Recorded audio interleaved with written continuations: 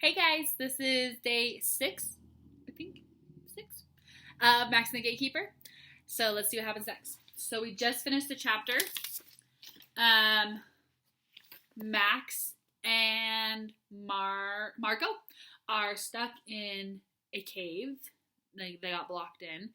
And the next chapter, I don't know if you guys can see this, is called Grandpa's Adventure. So, chapter 15, Grandpa's Adventure. Let's see what happens.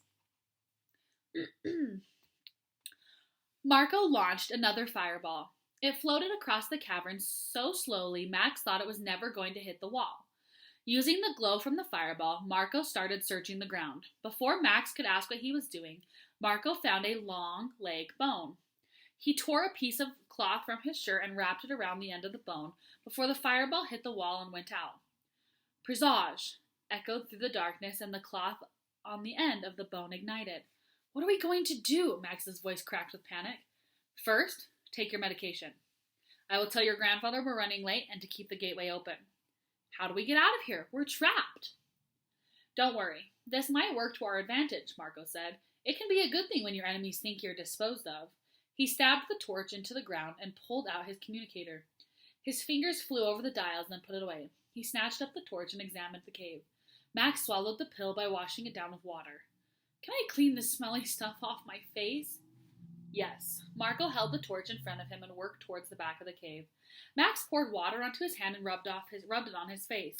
The instant the water made contact with the gooey stuff, its stench grew. His injured hand burned when he touched it. The substance was like glue and wouldn't come off. Max figured he'd have to wait until he got home to get clean. What are you doing? Max asked. The smoke is escaping in this direction. There is a hole somewhere. Grab the packs. Max gathered up their things and joined Marco. Marco handed the torch to Max and began clearing rocks from a pile against the wall. The smoke, which had been slowly disappearing through the pile, began to flow faster as Marco rid the area of more boulders. He removed stones until a stream of light shone through a small opening. In no time at all, Marco created a hole big enough for them to crawl through. When Marco was outside, Max passed him the packs, and then they climbed from the cave. They emerged on the back of the hill from the cave's entrance. Marco checked the area for the enemy. I think we're alone. Because they didn't expect us to get out? Maybe. Marco waved Max to follow, and they made for the gateway. More than hearing or seeing any signs of pursuit, Max sensed it. The hairs on the back of his neck stood on end as high-pitched shrieks filled the air. Run! Marco yelled, and they started to sprint. Max glanced over his shoulder as several gargoyle-like animals descended out of the sky. They were half the distance to the gateway when their pursuers caught up to them. The sharp talons on their hands and feet were like lethal weapons. Marco drew his sword, as did Max. He barely got it out of its sheath when Marco pushed him away from the claws of an attacker. When he hit the ground, he rolled onto his back to protect himself. A few feet away, Marco fought with 4 of the monsters. His blade was a blur as he slashed them. The creatures made the mistake of getting too close, only once.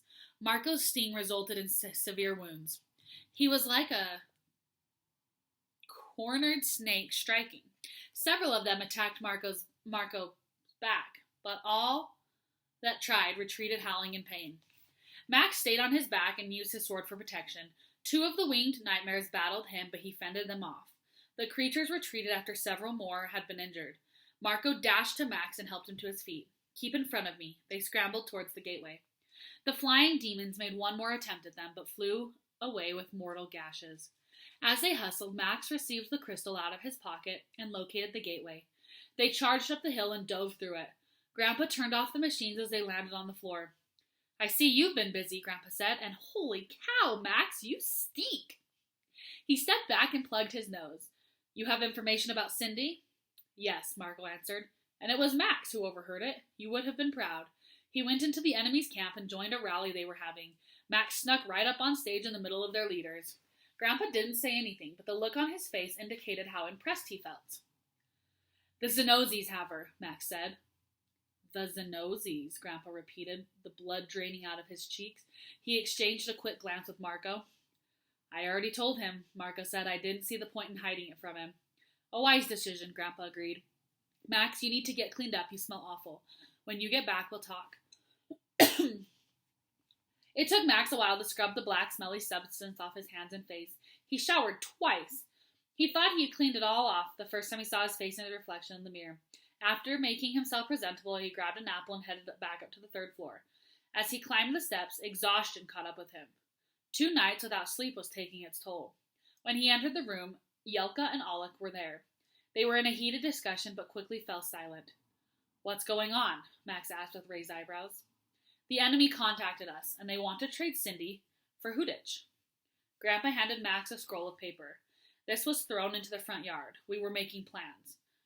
Max read the scroll. It stated that what Grandpa had said, but the most disturbing thing he read was, "If our demands aren't met within 3 days, Cindy will fight to the death in the Xenozzi's great arena."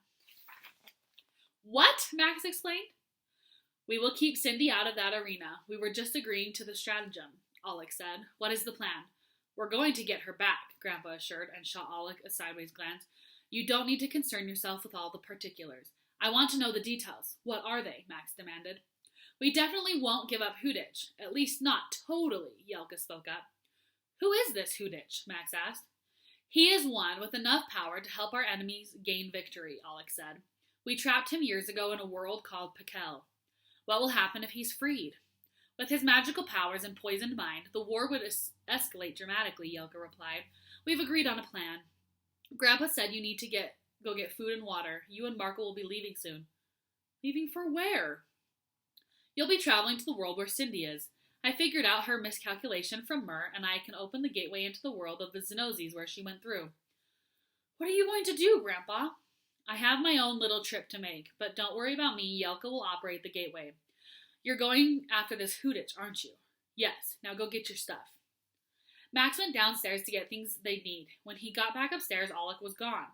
Marco helped pack their supplies. Compared to how exhausted Max felt, Marco looked well rested. Max wondered if he ever slept. "We're together again." Marco handed Max a pack. As soon as they were ready, Grandpa fired up the gateway. The mirror started resolving and picked up speed. I still don't know the plan," Max protested. He had many questions, and everything was happening too fast. He wanted to know every detail. What was Grandpa's job, and what was his and Marco's role?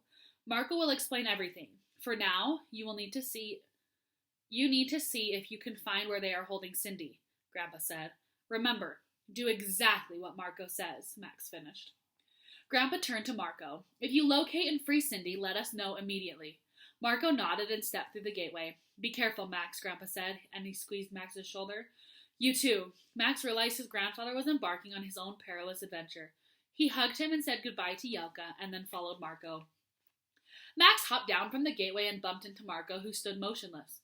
Only yards away was a massive animal with shaggy hair. Watch them. It appeared to be a giant sheepdog brought back from the dead. It was the most frightening thing with its rows of razor-sharp teeth. "What is it?" Max whispered. "I'm not sure," Marco replied out of the corner of his mouth. The animal stared at them while sniffing the air with great huffs. Through its huge black snout, it crept towards them with its head lowered. "I don't think it's going to attack," Marco whispered. "Its posture is submissive." He advanced towards the animal with an outstretched hand. The creature approached Marco. Max's head pounded and his mouth went dry. He didn't understand how Marco could hold out his hand towards something that could remove it with one bite. Max slid his hand to the hilt of his sword. He didn't want to take any chances. If he had to help Marco, he would be ready. The animal was inches away from Marco's hand and moved closer and took a whiff of Marco's scent. Then it rubbed its nose to Marco's fingers. "Impossible!" Marco jerked his hand away. What? Max asked as Marco placed his hand on the creature's head. They remained still for what seemed like hours. Why was Marco touching this hideous beast? Finally, Marco lowered his hand. "His name is El, and he knows Cindy." Joe shut down the gateway after Marco and Max left. "You're sure this is the right thing to do?" Yelka asked. "No, but we don't have a choice." Joe gave her a reassuring smile. "You haven't been to Pekel in years. Are you sure you're going to be able to find Hudich in 2 days?" I know if I know Hudich, he'll find me. I'm sure he's in charge. He wasn't when we put him there, but he had gained control the last time I visited. I thought magic was useless in Pekel. That's not entirely true. Magic lives in us, but the atmosphere of that world makes it difficult to utilize. After enough time in Pikel and with enough practice, one could learn to control it. I'm sure Hooditch has realized that. Joe took out his communicator out of his pocket to see it flash a message. Alec is ready. He powered on the gateway. Once it opened, Alec came through. Did you get it? Joe asked him. From his backpack, Alec produced a flexible tube, a few feet long and an inch in diameter. It was transparent, with a strange gold clasp on one end. If you secure this around his neck, we will know his location at all times. It will also help him keep him from using magic. At least not without him causing himself a considerable amount of pain. The trick will be to get it on him, Yelka said, her face lined with worry. Alec held it out for Joe to see. You fasten it with the clasp, which is a one-of-a-kind key. Alec demonstrated the fastening mechanism. Here is the key. I suggest you keep it safe. Once the collar is secure and locked, it will automatically adjust to the size of the person's neck.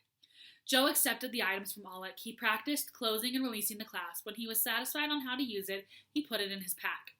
I also brought you this. Alec handed Joe a gun. Thanks. Joe held it to get a feel for its weight.